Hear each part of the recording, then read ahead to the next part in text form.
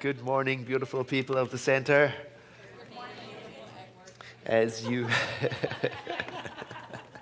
as you heard from our host, this month we're focusing on silence as a spiritual practice. But one thing we do not wish to be silent about is our acknowledgement of the veterans who have served our country. So if you are a veteran, I ask you to stand and remain standing so I can read to you words from our President's proclamation. Please, veterans, stand.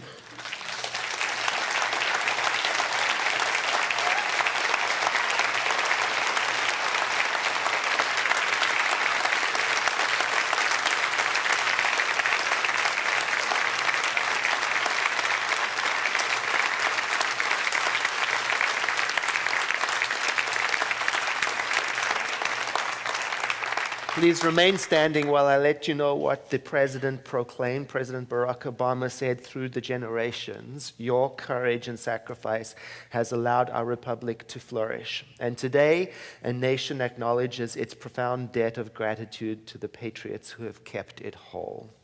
As we pay tribute to our veterans, we are mindful that no ceremony or parade can fully repay that debt. We remember that our obligations endure long after the return. And then he goes on to say, I call on all Americans, including civic and fraternal organizations and places of worship, to support this day with commemorative expressions. So, on behalf of all of the people of this nation who have benefited from your service, I say thank you very much.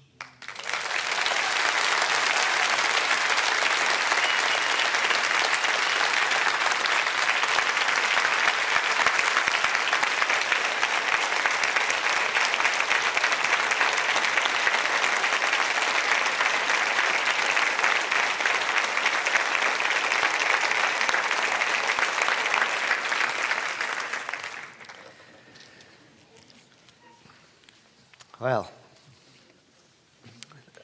for those of you joining us, or perhaps you weren't here last week, I'll just do a quick recap of what we've been talking about in this focus on silence as a spiritual practice.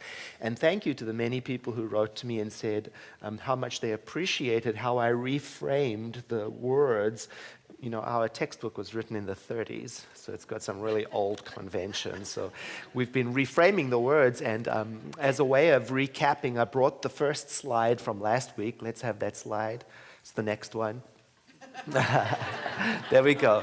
So it goes, if we know that God is forever right where we are, and it talks about God and our Father and Him, and so I changed it on the next slide. This is how I read it on the go. Next slide, please. There we go. If we know that Spirit is forever right where we are, we shall not be reaching out in every direction for it. We enter the inner chamber of our mind and close the door on all discord and confusion and commune with divinity, our spiritual consciousness, our power within. So then, the silence is our communion with that Spirit. It is our awareness of our unity with the all-good. It is our understanding that it is that power within us that's doing all the work in our life.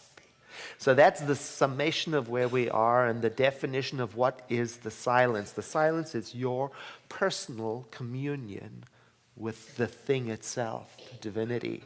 So it's got to be personal to you and personal to me, each in our own way.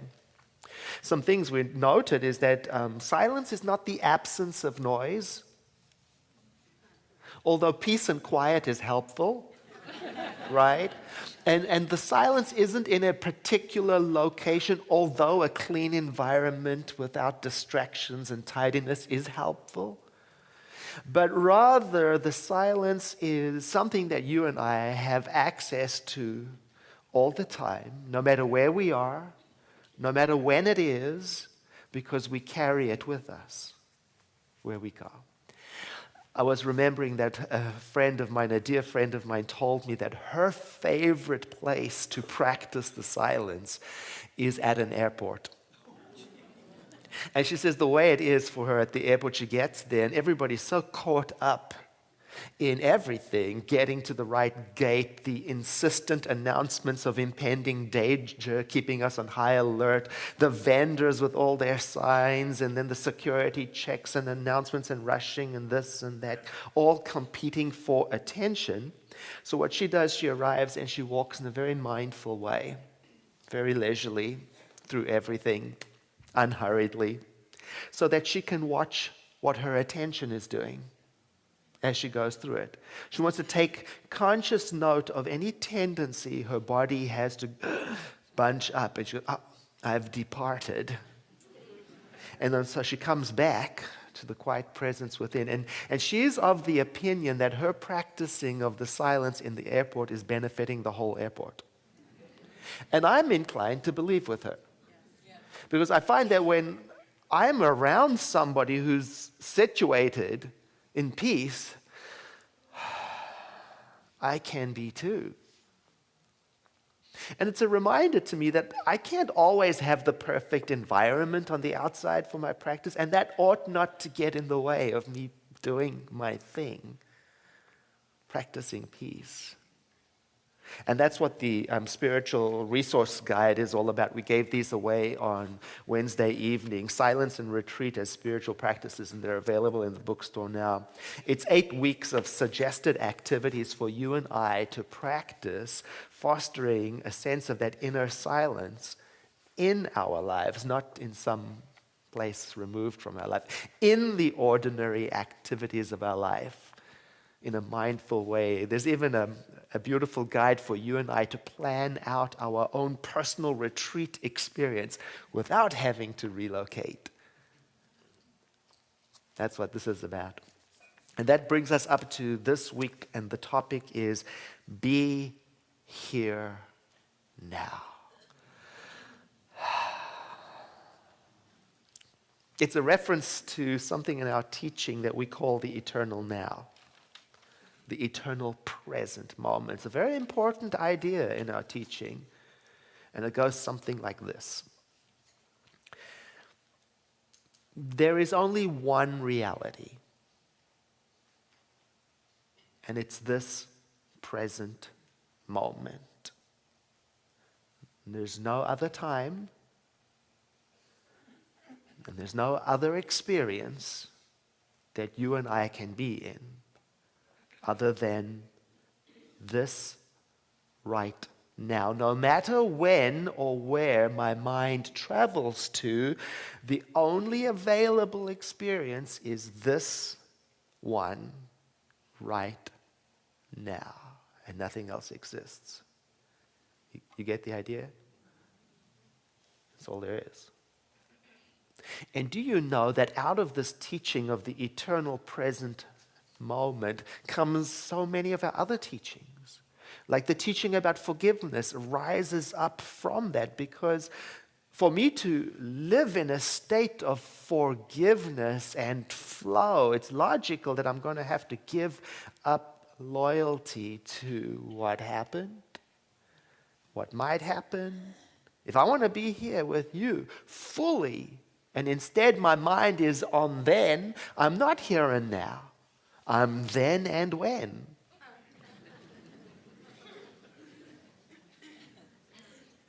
We had a speaker come speak here, Dr. William Larkin from the Applied Neuroscience Institute. He was very well received. And since he spoke here, I subscribed to his email newsletter, and the recent one that came out is about cueing your brain for peace. And he talks in it about the dangerous habit that we human beings have of negatively visualizing what we see in the future. And it's so subtle the way we do it that we don't always realize that we're doing it. So it's kind of an invisible habit of not being in the present moment. And maybe you'll recognize yourself, as I did when I was reading that. I thought about a conversation I was recently having with a friend who I love. And as she was talking, I realized I hadn't heard the last 5 sentences. You know what I'm talking about? because I was anxiously going over in my head a distressing situation that had happened, while at the same time I was reviewing multiple possible outcomes. Does anybody do that? Yeah. Simultaneously in the past and in the future, nobody home. And I was missing the beautiful, innocent outpouring of her expression. And I didn't want to say to her, I'm sorry, but your beautiful, innocent expression is not as interesting as my worry. But I took it to heart. I thought about it. And Dr. Larkin says in the newsletter, it makes a real important point. He says, whether it's real or imagined, it doesn't matter, because negative visualization from our imagination, it kicks the brain into fight or flight mode, and it releases stress hormones into our biology. And the result is, in the next slide, that we can go through life on physiological high alert, when there is really very little going on around you, except in what you have negatively created in your own brain. So I read that and I just realized, I catch myself out sometimes. I'll be sitting in the car and there's nothing going on around me, but my hands are on the steering wheel like this and my shoulders are up there. I'm ready for war, in that moment, I was like, whoa, and you can try that. Maybe even in the sanctuary, I find it sometimes. It's like, okay. Oh, the layers of being able to release that are available to come into the moment. My belly, just come home. It makes me think of worrying, because I grew up in a family where worrying was a spiritual practice. In fact, worrying is, if you weren't worrying, it meant there was something wrong with you. You weren't being realistic. You had to be worried. In fact, worry was how you showed that you truly cared. But I learned something new at the Center for Spiritual Living. I'm very glad I did. I learned that worry is creative. It's how you create anxiety. Yes, that's the recipe.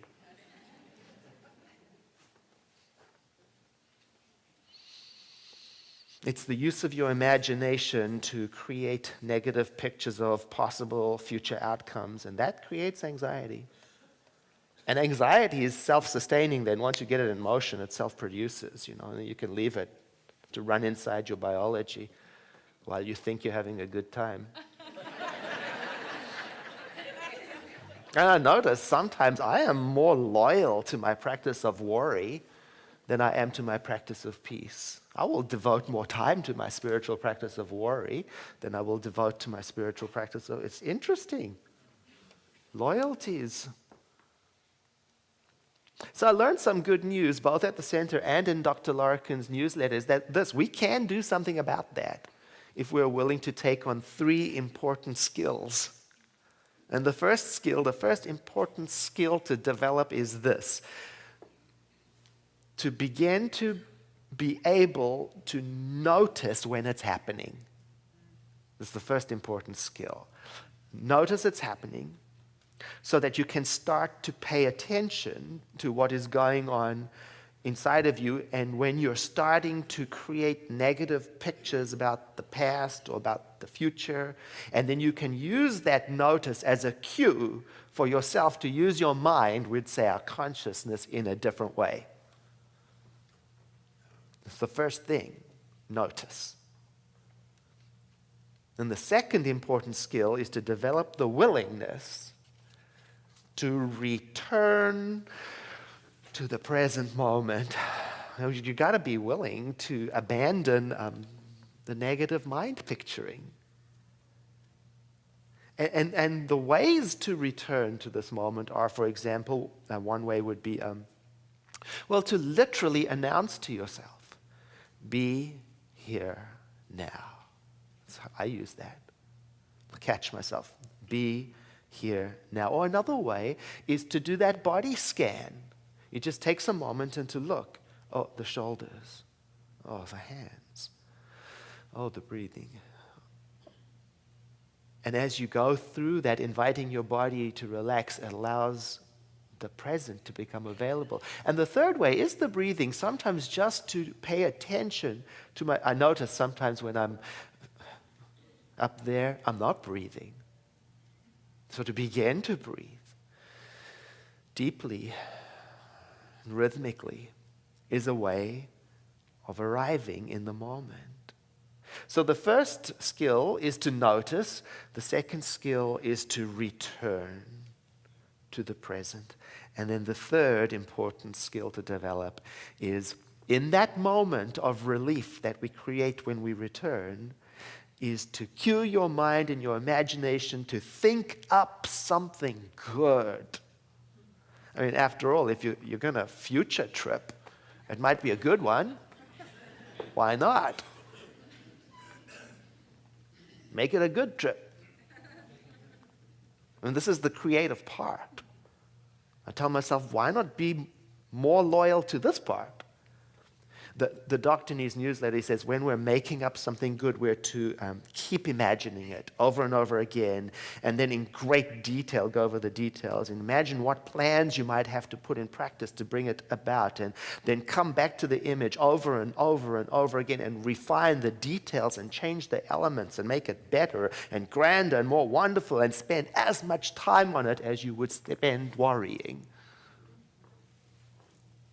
So you already know how to do this.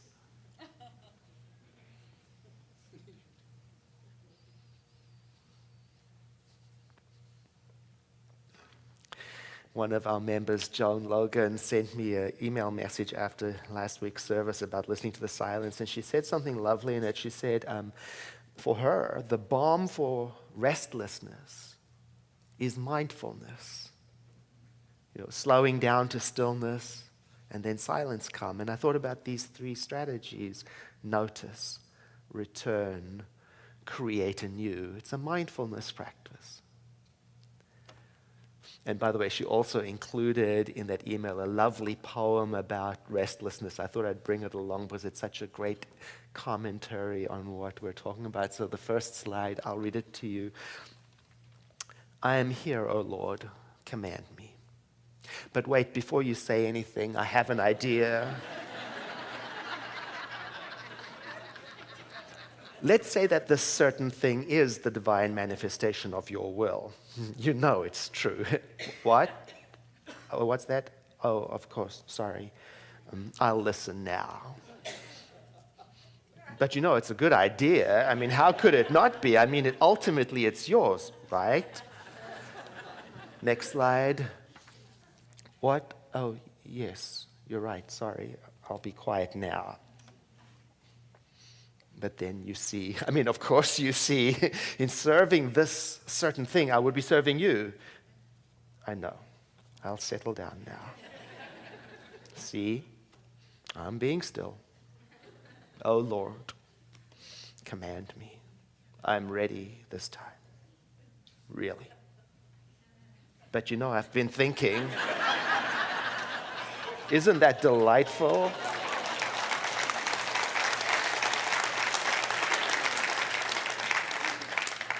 It reminded me, to be here now. Be present, Edward. Stop being concerned with what you'll miss.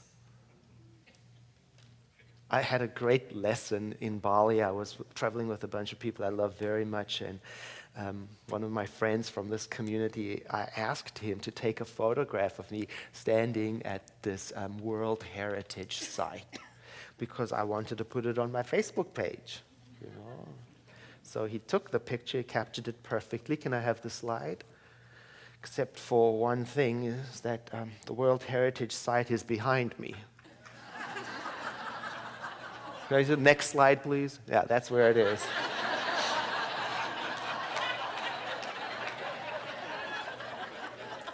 But here's what I learned. He was so gleefully engaged in the idea of taking a beautiful picture that he paid no attention to what was in the background. And it reminded me that sometimes I am so focused on what is in the background, read the past, that I'm missing exactly what is in front of me.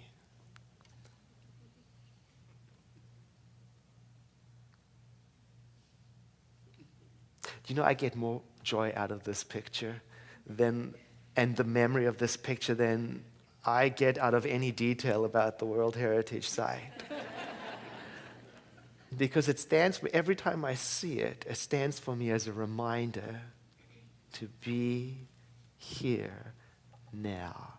For a moment, forget the rest. You know, I have a very busy job, and I've learned how to manage my time and do all sorts of efficiency tricks to keep myself multitasking and doing much more productive.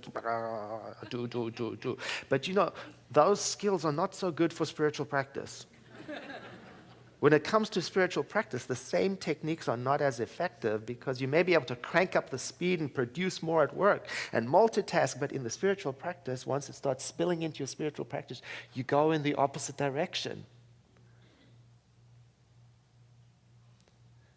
In my inner work, what I'm aiming for is a different goal. I'm aiming for an experience of oneness, of single-mindedness, of living fully available to what is right with me, to being in that spot where it's like time stops, in that moment in which whatever is right before me occupies all of my attention, to the point where the background is irrelevant. Our founder, Ernest Holmes, on the next slide wrote these words: if we were to attempt to put a finger on any period of time, it would be gone before we could point to it. For yesterday is gone, and tomorrow has not yet come, and today is rapidly slipping past. I've always loved those words, to remind me that now is not a moment that we can locate. It's not an event. It's an experience. It's an awareness. It's a feeling, I would say, of what it feels like to be a witness, to watch, to be still. It is a realization of the inner silence. Now I'm thinking about when I leave today.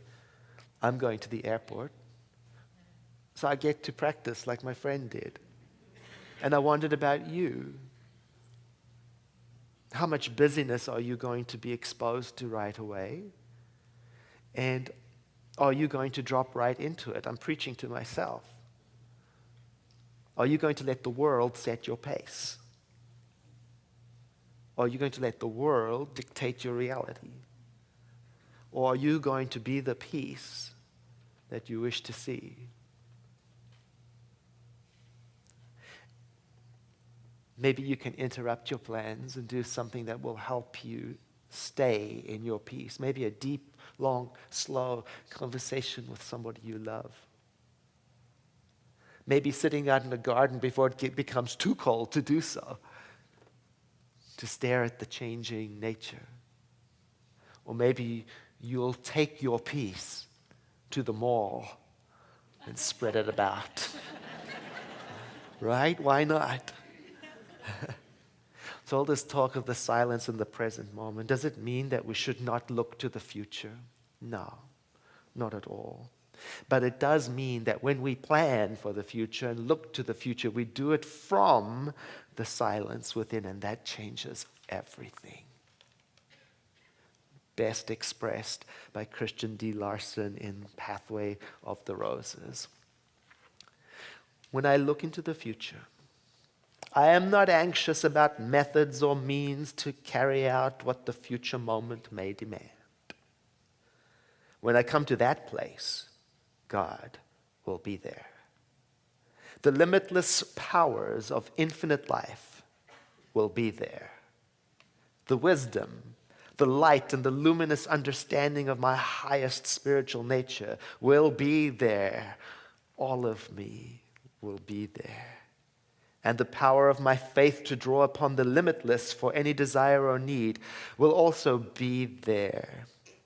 I know that all things are mine now, and the now that now is eternal. I invite you to breathe in with me and exhale, letting your eyes close. And in this moment of quiet contemplation, I invite you to say your own prayer of peace.